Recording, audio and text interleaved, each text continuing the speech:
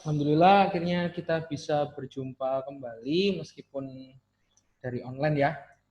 Kita tidak bertatap muka langsung. Semua, Mas. Masih pada kemana yang lain? Ntar saya cek. Kalau udah siap, bisa kita mulai sekarang kita.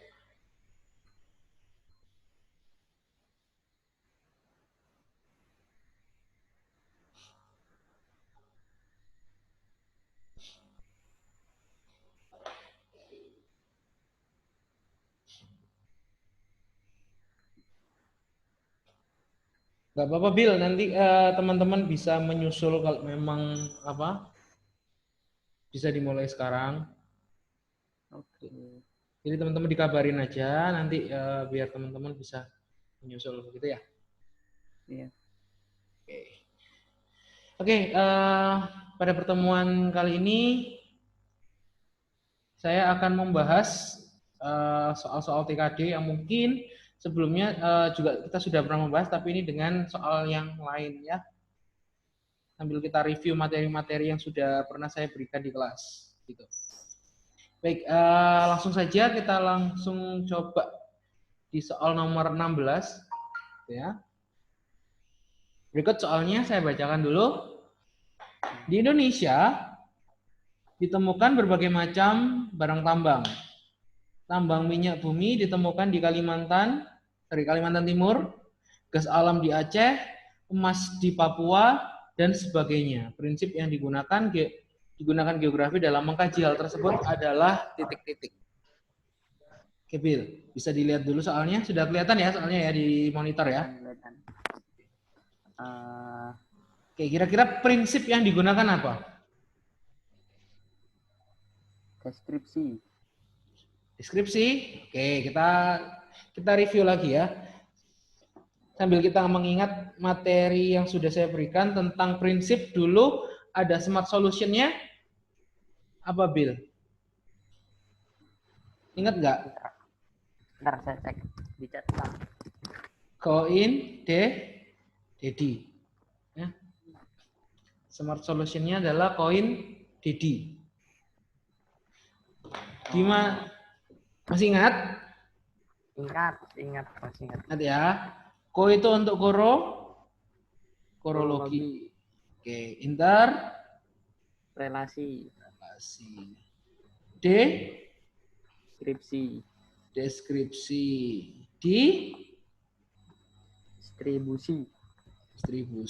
Good. Oke. Korologi. Ya. Korologi itu apa, Bill? Kondisi suatu wilayah. Korologi ini adalah gabungan. Antara gabungannya siapa? Gabungannya dari Dedi. Berarti semuanya itu. Ya, semuanya, Mas. Nah, ini bisa Dedi semuanya ya, atau misalnya digabungan antara interrelasi, deskripsi saja gitu sudah boleh, itu sudah masuk dalam kategori korologi gitu. Ya. Oke, sekarang kita kupas satu persatu. Interrelasi sendiri itu apa?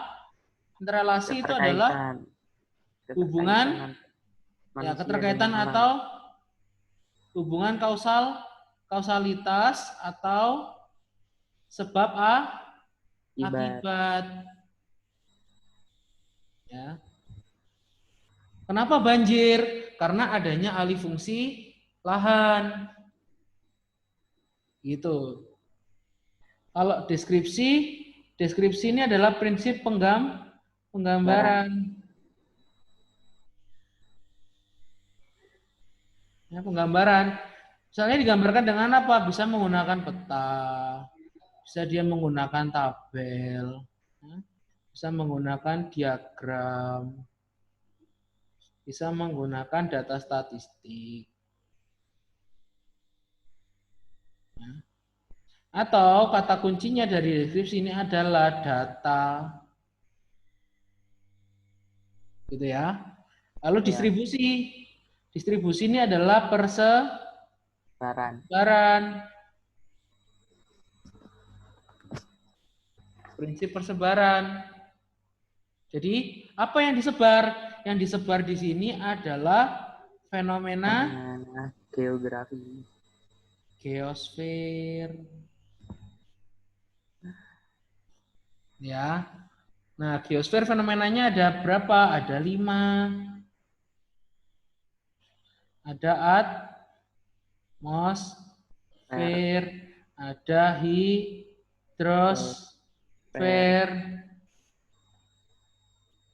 lalu ada litosfer dan pedosfer. Jelas ya tulisan saya ya? Jelas. Lalu ada biosfer dan ada antroposfer. Ini yang disebar. Dah sampai sini paham? Paham. Paham ya? Oke. Kalau sudah paham, coba di soal ini tadi. Di soal ini tadi kan dijawab sama Nabil kalau ini menggunakan prinsip deskripsi kan begitu. Dibaca lagi. Di Indonesia ditemukan berbagai macam barang tambang. Tambang minyak bumi ditemukan di Kalimantan Timur. Gas alam di Aceh, emas di Papua, dan sebagainya. Nah, kira-kira dari soal nomor 16 ini ada nggak yang menunjukkan data seperti yang saya tuliskan di sini tadi? Kalau itu jawabannya deskripsi. Nggak ada. Nggak ada, berarti jawabannya bukan deskripsi ya, Bil ya? Ya. Berarti apa, Bil, jawabannya, Bil? Distribusi. Distribusi. Ya, karena kata kuncinya di sini ada di Kalimantan Timur, di Aceh, ya. Lalu ada di Papua, kan disebar, Bil. Oh iya. Persebaran. Persebaran. Mas. Gak apa-apa.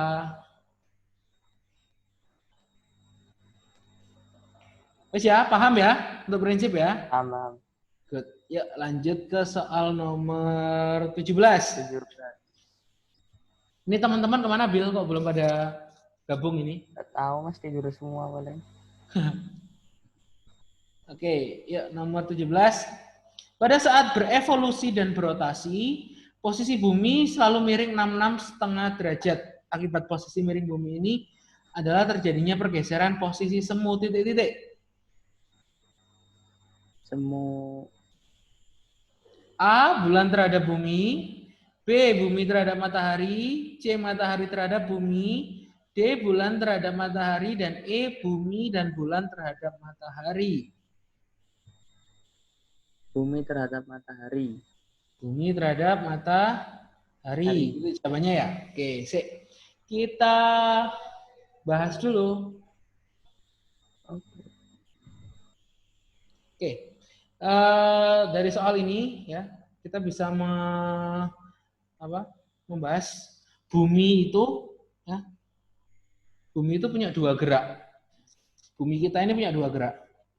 Gerak apa saja? Ada gerak rotasi dan ada gerak revolusi. Apa gerak rotasi itu? Gerak rotasi itu perputaran bumi pada porosnya.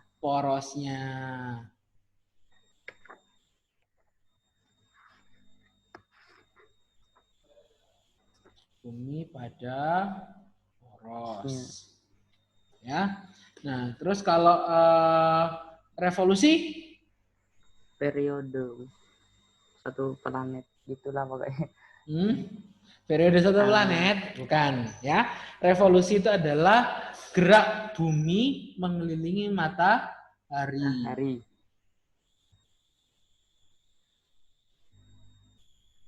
Mengelilingi matahari. Jangan lupa dicatat ya.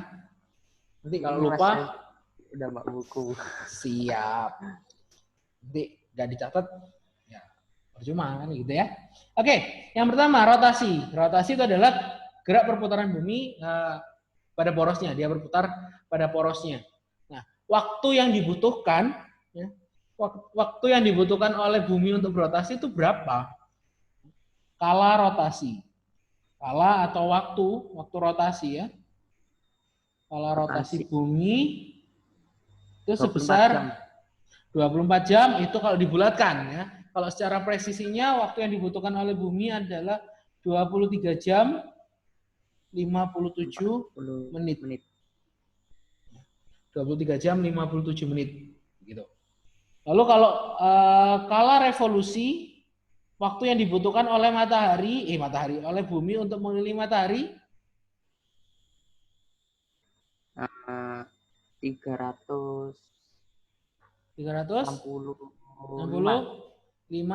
seperempat hari ya, atau 366 hari yang disebut dengan tahun kabisat ya. 366 hari yang disebut dengan tahun kabisat. Berapa tahun sekali tahun kabisat itu? 4 tahun sekali. Nah, kenapa kok bisa bertambah 1 hari? Karena ada tabungan seperempatnya ini tadi loh. Selama 4 tahun. Seperempat, ya, tahun kedua seperempat, tahun ketiga seperempat, tahun keempat seperempat, berarti ketemunya 1. Ditambahkan di tahun keempat, jadi tahun kabisat. Ya. Ya. Oke, itu jadi untuk kala rotasi dan kala revolusi, dasarnya dari situ. Oke, sekarang pengaruhnya. Ya. Setelah kita mengetahui konsep dari rotasi dan revolusi, ya, kita ke kala rotasinya, waktu yang dibutuhkan tadi, ya, itu konsepnya. Sekarang kita mengidentifikasi pengaruhnya, gitu ya, pengaruh. Saya buatkan 2 tabel di sini. Ada 1 pengaruh rotasi. Dan yang 1 adalah pengaruh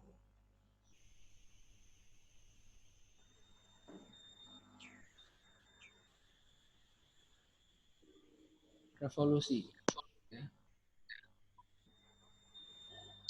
Oke, ada pengaruh rotasi dan pengaruh revolusi. Assalamualaikum, selamat datang Alam. Selamat bergabung. Salam. Oke, ini kita lagi bahas rotasi sama revolusi. Oke, yang pertama pengaruh rotasi dulu. Caranya ngebedain pengaruh rotasi sama pengaruh revolusi itu gimana sih yang paling mendasar banget? Itu kamu pada aku bilang. Paling dasar ini perbedaannya kan Mas. Kalau revolusi itu perbedaan panjang siang dan malam. Kalau rotasi terjadinya siang dan malam. Kayak gini, yang paling mendasar dari pengaruh rotasi dan revolusi ya, yang bisa dilihat itu kalau pengaruh rotasi itu cenderung sifatnya harian. Cenderung, saya katakan cenderung bersifat harian. Dan yang revolusi itu cenderung sifatnya ada jangka waktu tertentunya, bisa itu tahunan, bisa juga bulanan, gitu ya. Oke, kita bahas dulu. Yang pertama, pengaruh rotasi. Apa sih pengaruhnya rotasi ini dalam kehidupan kita sehari-hari? Apa sih yang membuktikan bahwa bumi itu berputar pada porosnya? 1, ya. Yang sangat kita rasakan adalah terjadinya siang, malam, dan malam. Betul? Kita setiap hari merasakan siang dan malam? Ya. Ya. Kenapa kok bisa terjadi siang? Kenapa kok bisa terjadi malam? Kita bisa terjadi siang karena belahan bumi kita disinari oleh matahari, sedangkan yang malam tidak mendapatkan penyinaran matahari. Ya kan? Berarti hadapnya bumi terhadap matahari bergantian kan gitu. Selamat bergabung untuk Labib. Oke, terus kedua, setelah terjadinya siang malam, Kenapa kok bisa terjadi siang malam? Karena seolah-olah matahari terbit dari timur dan terbenam di barat. Ya. Itu yang disebut dengan gerak semu apa? Semu Harian atau tahunan? Harian. Rotasi harian. Ya. Jadi mengalami gerak semu harian. Seolah-olah matahari terbit dari timur dan terbenam di barat. Padahal bukan matahari yang bergerak, yang terbit dan terbenam tadi bukan matahari. Ya. Tapi karena perputaran bumi kita menjadikan seolah-olah matahari yang bergerak dari timur ke barat. Terus adanya perbedaan apa? Siang dan malam. Waktu siang dan malam. Itu nanti di revolusi. Pengaruhnya Revolusi. Ya. Perbedaan waktu. Oh iya sih. Kenapa kok di Papua itu lebih dulu mendapatkan Kenapa kok di Papua itu waktunya lebih dulu, ya kan? WIT itu kan lebih awal daripada kita. Misalnya sekarang kita ini jam berapa ya? Jam 12.44. Di sana ternyata 2 jam lebih awal, yaitu udah jam 14.44 kan gitu. Ya, kita masih jam 12.44. Kenapa? Ya karena itu tadi posisinya bumi yang berputar tadi. Ya. Terus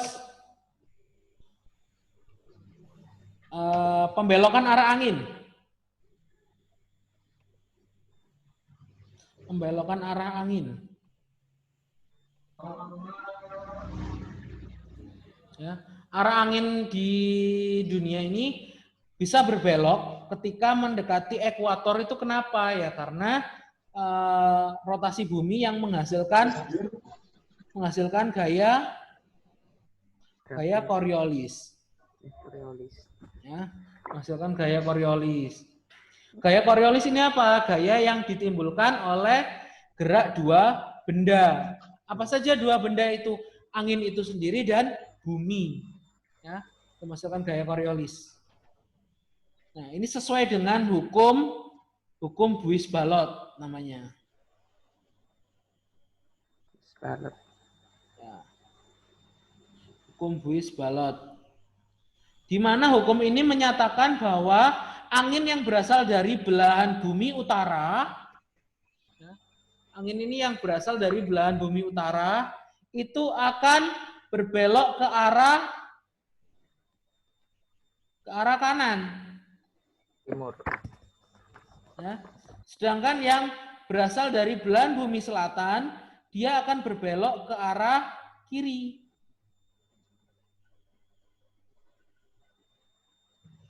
Nah, itu. Jadi itu salah satu pengaruh dari rotasi bumi ya, pembelokan arah angin. Selain pembelokan arah angin, gerak arus laut.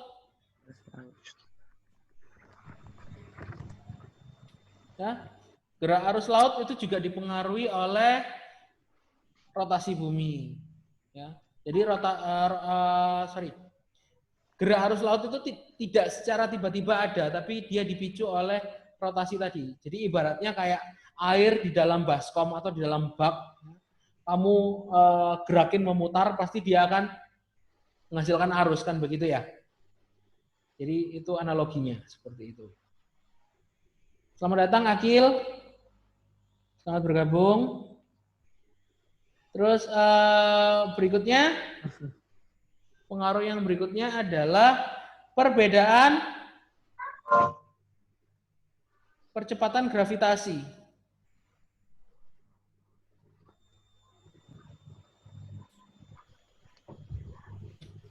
Percepatan gravitasi itu berbeda. Semakin mendekati kutub, maka percepatan gravitasi bumi akan semakin besar. Semakin mendekati ekuator atau khatulistiwa, maka akan semakin kecil. Itu pengaruhnya. Silakan sampai sini dulu, ada yang mau ditanyakan untuk pengaruh dari rotasi?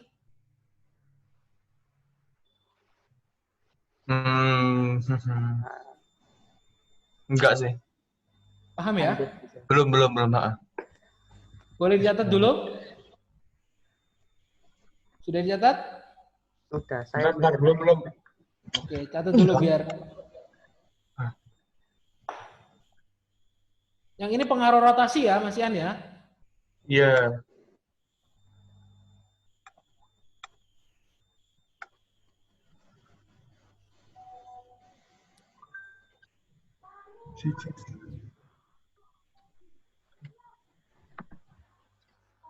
Udah.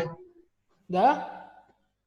Oke, saya lanjutkan untuk ke pengaruh revolusi sekarang. Tadi udah di pengaruh rotasi, sekarang kita ke pengaruh revolusi. Oke, untuk pengaruh revolusi yang pertama. Apa kira-kira? Pengaruh revolusi. Pergantian musim. Oke, good. Pergantian musim. Pergantian musim.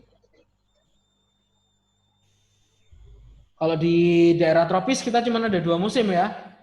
Ya. Musim kemarau dan musim penghujan. Kalau di daerah subtropis dan daerah sedang, kita akan menemukan 4 fenomena ya. Sana ada musim panas, summer, musim gugur, musim dingin, dan musim semi. Pergantian musim. Terus yang kedua? Namanya waktu siang dan malam. Malam, perbedaan. Lama, Siang panjang. dan malam. Waktu siang dan malam. Oke, lama, panjang, waktu siang dan malam gitu ya. Gak efektif banget. Ya. Ini terbukti dengan apa? Kadang waktu sholat subuh kita, ya, kadang kan jam 4. Sekarang ini kan jam 4-an ya, segitu ya. Kalau kadang juga sampai 4:30 kan begitu. Nah, berarti panjang siang dan malamnya itu yang berbeda. Beda. Gitu. Terus pergantian musim, gerak semu tahunan ya. Gerak semu tahunan.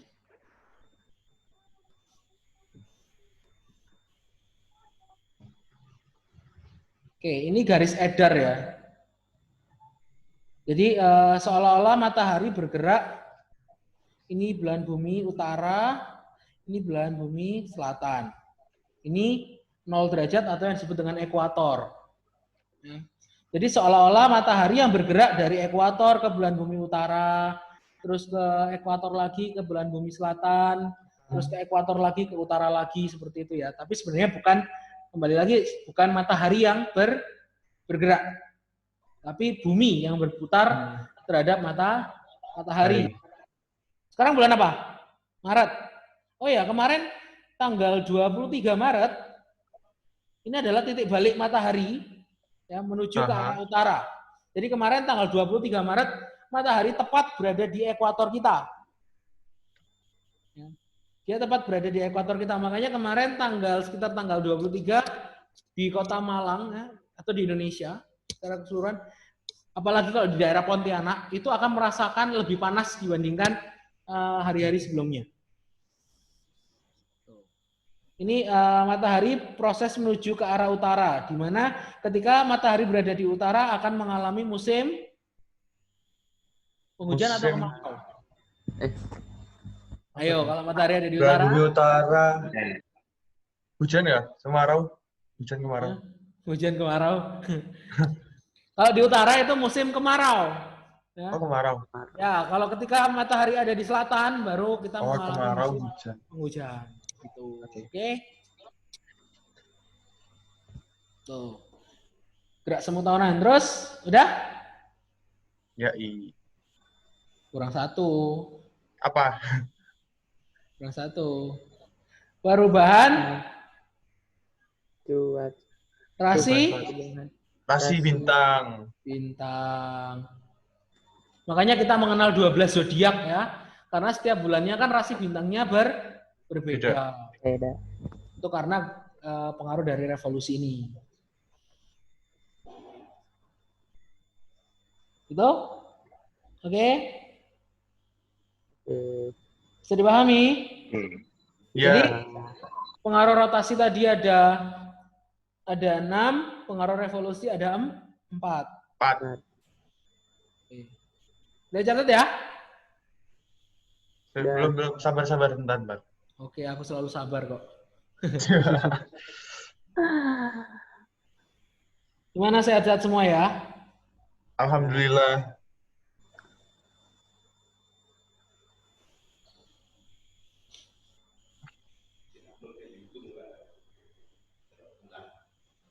Oh ya, untuk yang terlambat tadi, untuk yang terlambat mengikuti pembahasan kita yang kelewatan tadi ya, kan kita baru bahas yang ini.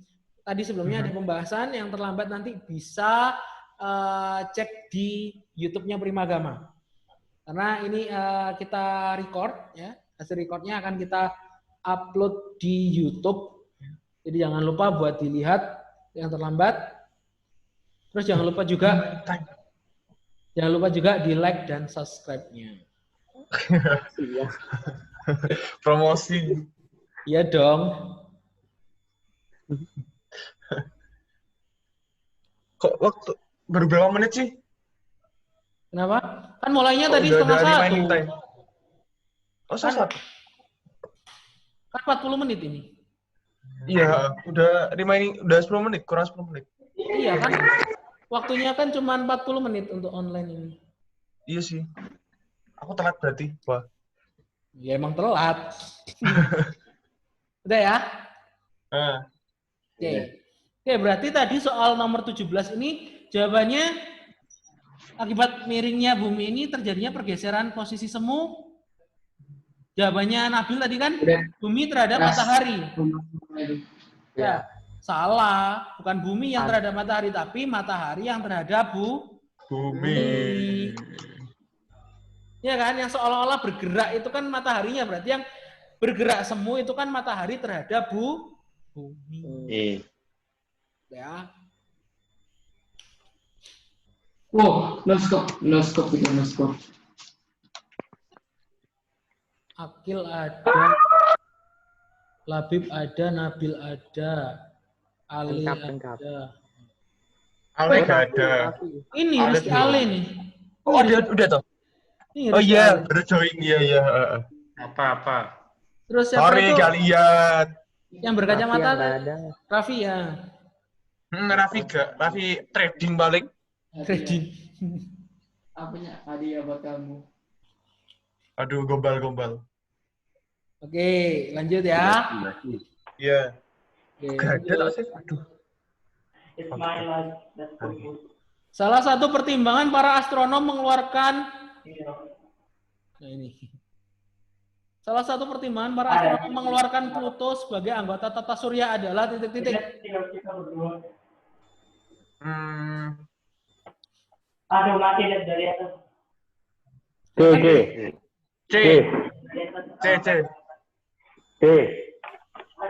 A, C, B, A, E.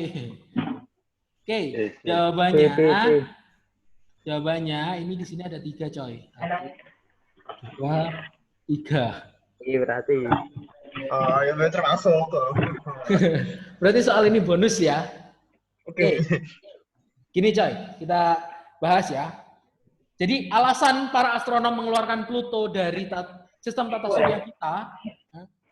Satu. Oi.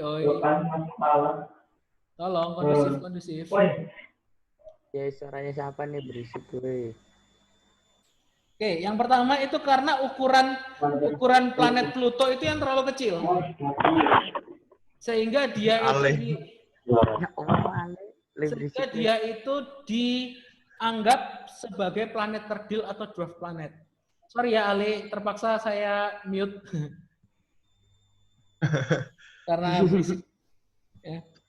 Oke, terus yang kedua alasannya karena orbitnya dari si Pluto sendiri kan juga nggak sinkron ya sama yang lain ya. Jadi ketika planet-planet yang lain itu orbitnya seperti ini, ya, si Pluto itu orbitnya dia anti mainstream, ya. Jadi dia memotong seperti ini. Jadi itu salah satu alasan kenapa dikeluarkan dari sistem tata surya. Gitu. Ya, jadi alasan yang C seperti itu. Lalu yang E, jaraknya juga terlalu jauh. Jaraknya yang terlalu jauh dengan matahari. Matahari pusat tata surya. Ya, matahari kan sebagai tata surya. Ya, jadi dia terlalu jauh sama matahari sehingga harus dikeluarkan. Oh, dia udah nyala lagi. Hilang dia. Oh, ada kok, ada dia tetap stay. Ada ya. Ya. Jadi alasannya ada 3 ini kenapa planet Pluto itu harus dikeluarkan dari sistem tata surya kita. Jahat sekali. Jahat sekali. Ya terpaksa. Oke, ada pertanyaan? Nggak ada ya? Enggak sih. Itu cukup gampang, Mas Yan. Oke, easy ya. Easy peasy. Masih easy. Belum yang susah. Oke, kita lanjut nomor 19. Penulisan dengan huruf gotik dan capital pada peta menunjukkan nama-nama apa kira-kira? Gotik. Dan Kota-kota huruf penting. capital. Oke, good. Jadi jawabannya dia adalah kota-kota penting. Ya. Kalau kita lihat di sini ya, ada lautan, ada danau, ada sungai. Syaratnya kalau daerah perairan, syarat paling utama dia harus seperti apa tulisannya? Aduh, separuh ya. Enggak tahu. Harus berwarna apa? Biru, biru. Harus berwarna biru. Biru. Ya. Lautan biru. Ya, pokoknya wilayah perairan itu Ya, perairan, harus oke. biru. Ya, ini tak kasih warna biru nih. Ya, lautan, danau sama sungai. Oke, misalnya sungai. Ya, ini sungai. Jadi garisnya pun dia juga harus berwarna biru. Sungai misalnya. Nggak boleh kita nulis sungai itu Sungai Bengawan Solo. Ini nggak boleh ya. Jadi dia harus benar-benar ngikutin kelokan sungainya. Sungai Bengawan Solo. Ya, dia harus benar-benar nempel dan ngikutin kelokan sungainya. Kalau ini kan dia kan datar-datar aja ya sebenarnya. Nah, ini yang benar kayak gini, ini yang salah. Untuk aturan penulisan. Oke? Ada pertanyaan? Nggak ada. Enggak ada belum. Oke, 2 menit lagi nanti kita sambung lagi. Nggak terputus sampai sini ya. Jadi nanti kurang 2 menit lagi kita akan coba untuk connect lagi. Gitu. Jadi tetap di sini. Jangan kemana-mana. Stay tune. Oke, ada pertanyaan nggak soal nomor 19 terkait penulisan? Easy ya? Nggak ada. Huruf gotik itu apa sih? Gotik, fontnya itu gotik. Jadi kayak putus-putus gitu loh. Oh, oke. Ya. Kalau gunung. Kenapa? Kalau gunung. Kalau gunung. Kalau gunung tergantung. Kalau dia gunung berapi aktif, ya. Dia kalau gunung berapi aktif, dia akan berwarna merah. Simbolnya warnanya merah. Terus gitu. Terus tintanya juga pakai tinta hitam. Itu biasanya. Oke? Dan dia nggak pakai huruf kapital. Kalau pegunungan dia nggak pakai huruf kapital. Boleh dilanjut ya? Iya. Ya. Kita lanjutin. Nah, ini nomor 20. Meridian pangkal untuk menentukan waktu Indonesia bagian barat. Itu ada di berapa derajat? Nah, ini kita agak berhitung. Indonesia Ya. Barat itu 100. Oke. Berapa, Nabil? 115. 115. Kita buktikan. Kayaknya sih, Mas. Sudah ada yang menguap ya. Ini ya tinggal 10 detik lagi. Habis ini kita lanjutkan. 5, 4, 3, 2, 1. Habis ini mati.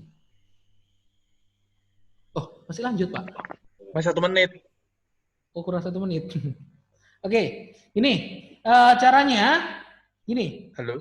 kita punya, halo, masih connect? Masih? Oke, Oke, 300, kita punya bumi ini kan bulat, ya. Besarnya adalah 360 derajat, betul? betul. Dalam satu hari kita punya waktu berapa jam? 24. 24 jam. Sama dengan berapa? 360 bagi 24.